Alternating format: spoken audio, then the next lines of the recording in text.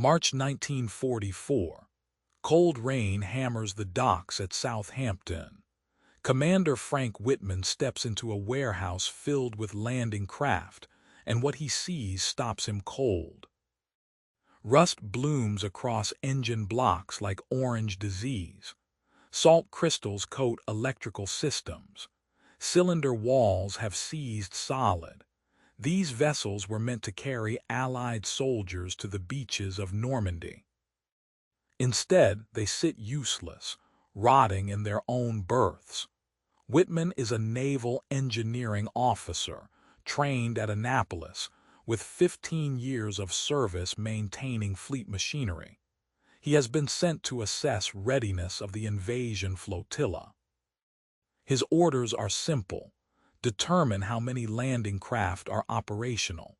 The answer he discovers is devastating. Of 3,000 vessels staged across British ports, nearly half show signs of critical corrosion damage.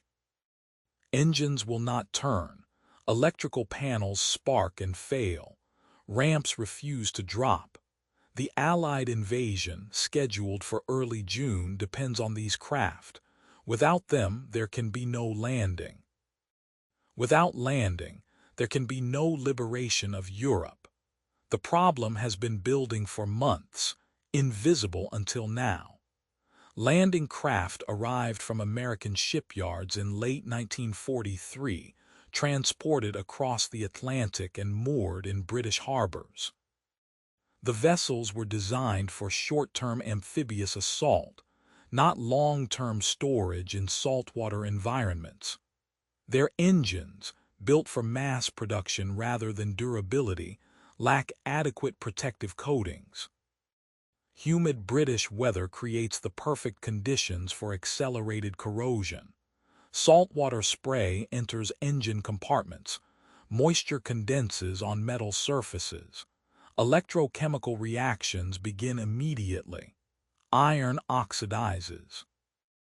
Aluminum corrodes. Copper wiring develops green patina that blocks electrical current. Maintenance crews, overwhelmed by the sheer number of vessels, follow peacetime protocols inadequate for wartime conditions. They drain fuel tanks but leave salt water in cooling systems. They cover engines with tarps that trap moisture rather than ventilate it. They inspect vessels weekly but lack training to recognize early corrosion signs. By March, the damage has reached crisis levels. Cylinder walls have pitted so deeply that pistons seize mid-stroke. Crankshafts refuse to rotate. Starter motors burn out trying to turn frozen engines. Entire flotillas sit dead in the water. Whitman spends 3 days touring ports from Portsmouth to Plymouth.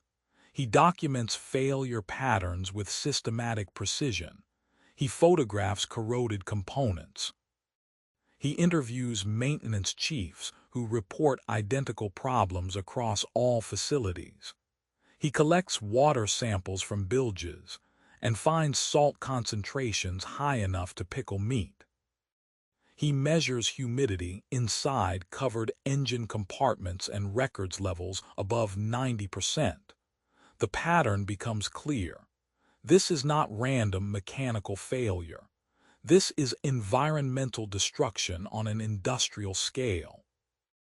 On March 8th, Whitman presents his findings to Admiral Harold Stark, commander of United States Naval Forces in Europe.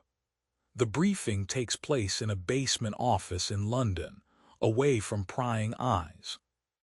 Whitman spreads photographs across the table: rusted cylinder heads, corroded wiring harnesses, seized fuel pumps. Stark studies the images in silence. Finally, he speaks. How many craft can be salvaged? Whitman answers honestly. With current methods, perhaps 500, maybe less. The rest are total losses. Stark's face hardens. 500 is not enough. We need 1,500 operational vessels minimum. Can it be done? Whitman considers the question. The invasion is 11 weeks away. Repairing 1,500 engines means processing nearly 200 vessels per week.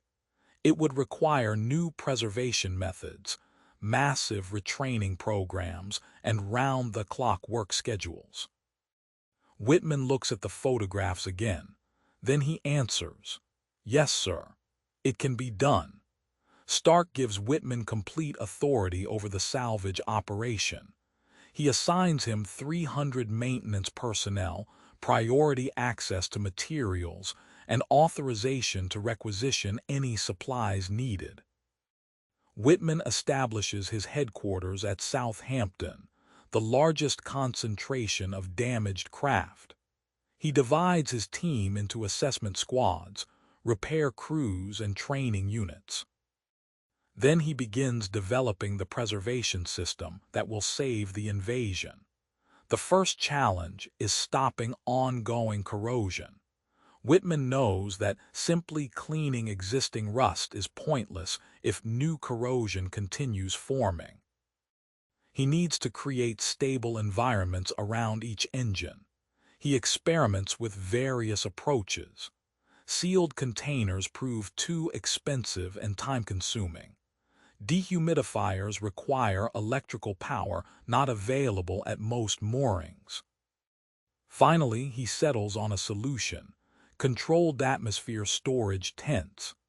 The tents are simple structures, canvas stretched over wooden frames, designed to cover entire engine compartments.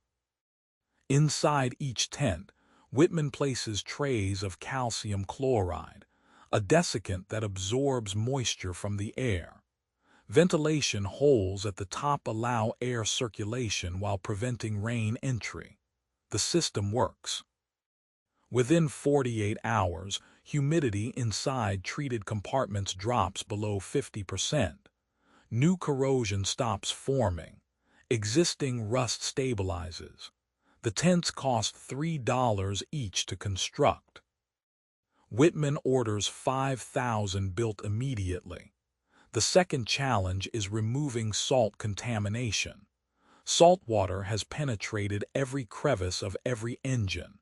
It sits in cooling passages, fuel lines, and electrical conduits. Simply draining visible water is insufficient. Salt crystals remain behind, drawing moisture from the air and sustaining corrosion. Whitman develops a systematic flushing protocol. Each engine receives a complete freshwater flush. Maintenance crews pump 20 gallons of clean water through cooling systems, forcing out salt water and dissolved salts. They flush fuel systems with diesel fuel to displace any water contamination. They spray electrical components with distilled water, then dry them with compressed air. The process takes 6 hours per vessel. Whitman establishes assembly line procedures. Crews move from craft to craft, performing identical operations in sequence. Efficiency improves daily. By the second week, teams complete 8 vessels per day. The third challenge is protecting clean surfaces from future corrosion. Bare metal, even when dry, remains vulnerable to atmospheric moisture. Whitman needs protective coatings that can be applied quickly, dry rapidly, and withstand marine environments. He tests various products. Standard naval paint requires days to cure and provides inadequate protection. Grease coatings work but attract dirt and complicate later maintenance. He finally selects a zinc-rich primer developed for aircraft preservation. The coating contains metallic zinc particles that provide sacrificial protection. Even if the coating scratches, the zinc corrodes preferentially, protecting underlying steel. Application takes 30 minutes per engine. Drying requires 4 hours. The coating remains effective for months. Implementing these methods requires retraining entire maintenance battalions. Most mechanics have never encountered corrosion on this scale. They lack understanding of electrochemical processes. They do not recognize early warning signs. They follow outdated procedures that worsen problems rather than solve them. Whitman establishes a training program. Each morning at 600 hours, new crews attend a 2-hour classroom session. Whitman explains corrosion chemistry in simple terms. Salt plus water plus metal equals rust. Humidity accelerates the process. Prevention requires eliminating moisture and salt, then protecting clean surfaces. He shows before and after photographs. He demonstrates proper flushing techniques. He explains why each step matters. Then crews proceed to practical training, working under supervision until procedures become automatic. Resistance emerges immediately. Veteran mechanics resent being taught by an officer. They argue that traditional methods have worked for decades. They complain that new procedures waste time. Whitman responds with data. He shows them failure rates under old methods versus new. He demonstrates that proper preservation actually reduces long-term maintenance time. He makes the case in terms they understand. These procedures will save lives on the beaches. Gradually, resistance fades. Mechanics see results. Engines that were frozen solid begin turning smoothly. Electrical systems that sparked and failed operate reliably. Word spreads through the ranks. The new methods work. By late March, the salvage operation reaches full capacity. 20 teams work simultaneously across Southampton Harbor. Each team processes 4 vessels daily. 80 craft per day move from dead to operational status. Whitman maintains relentless pace. He works 18-hour days, moving between work sites, inspecting results, solving problems. When zinc primer supplies run short, he locates alternative sources through RAF maintenance depots. When canvas for storage tents becomes unavailable, he requisitions parachute silk rejected for jumping use. When crews fall behind schedule, he adds night shifts under portable lighting. The work is exhausting and repetitive. Mechanics spend hours in cramped engine compartments, breathing diesel fumes and chemical vapors. They scrub rust with wire brushes until their hands bleed. They flush systems until their backs ache. They apply coatings in cold rain and bitter wind. But they continue, driven by knowledge that their work directly enables the invasion. Each restored engine represents 36 soldiers who will reach the beach. Each operational landing craft increases the chance of successful assault. The mathematics are simple and brutal. More craft equals more men equals better odds of survival. By mid-April, Whitman's teams have processed 800 vessels, halfway to the goal. But problems emerge. Some engines show damage too severe for field repair. Cylinder walls have pitted so deeply that pistons will not seal. Crankshafts have corroded through bearing surfaces. These engines require complete rebuilding, work that cannot be completed before the invasion. Whitman makes hard decisions. Vessels with irreparable engines become parts donors. Crews strip usable components and install them in craft with less severe damage. It is wasteful and inefficient, but it works. Operational numbers continue climbing. In early May, with 4 weeks remaining before the invasion, Whitman receives new orders. Expand operations to Portsmouth and Plymouth. The same corrosion problems have appeared there, though less severe than Southampton. Whitman divides his trained crews, sending teams to establish satellite operations.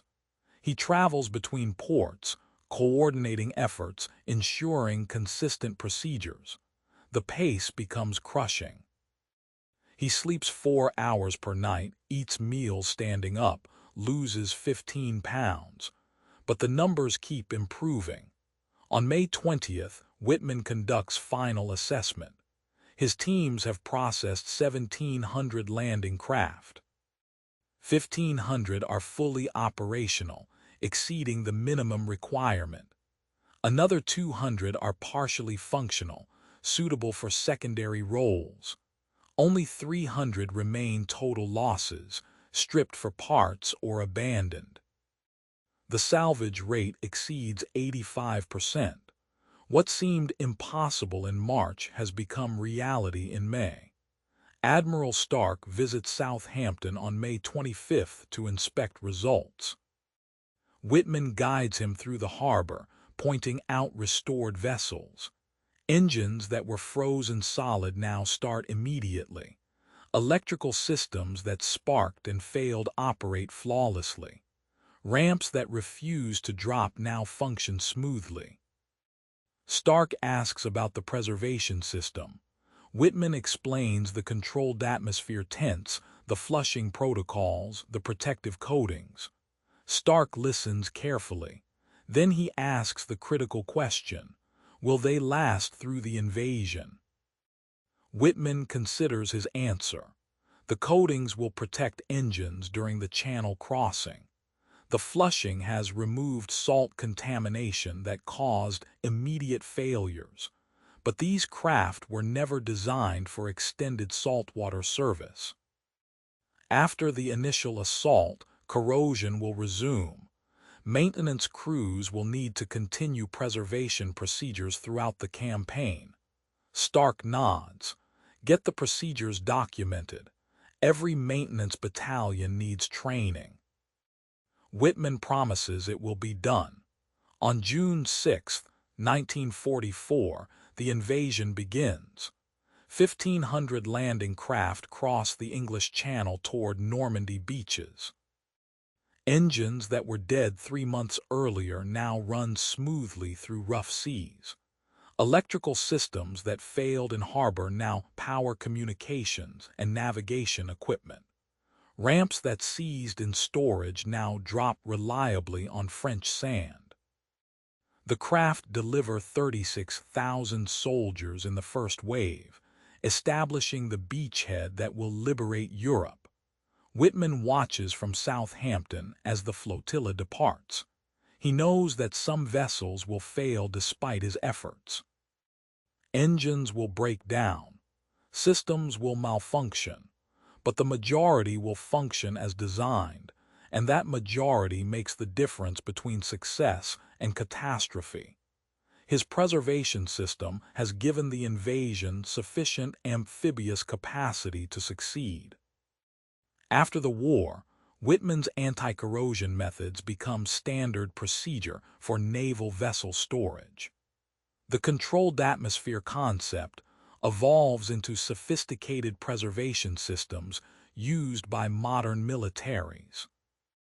The systematic flushing protocols inform maintenance procedures for ships worldwide. The protective coating technology advances into specialized marine applications. But in 1944, these innovations serve one purpose: getting soldiers to the beach alive. Commander Frank Whitman receives the Legion of Merit for his salvage operation. The citation credits him with saving the invasion through innovative engineering and determined leadership. But Whitman understands the deeper truth. He did not save the invasion alone. 300 mechanics worked 18-hour days in miserable conditions. Supply officers located critical materials against impossible odds. Training instructors taught new procedures to skeptical veterans. The success belonged to all of them, united by common purpose and shared urgency. The landing craft that Whitman salvaged served throughout the Normandy campaign and beyond. They carried troops to southern France in August 1944. They supported operations in the Pacific Theater in 1945. Many remained in service for years after the war ended.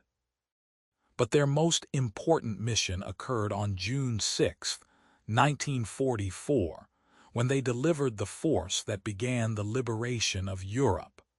Without Whitman's preservation system, that mission would have failed before it began. The silent killer of corrosion would have destroyed the invasion fleet while it sat in British harbors, rusting away the hope of victory. Instead, through systematic engineering and relentless effort, those craft reached the beaches and changed the course of history.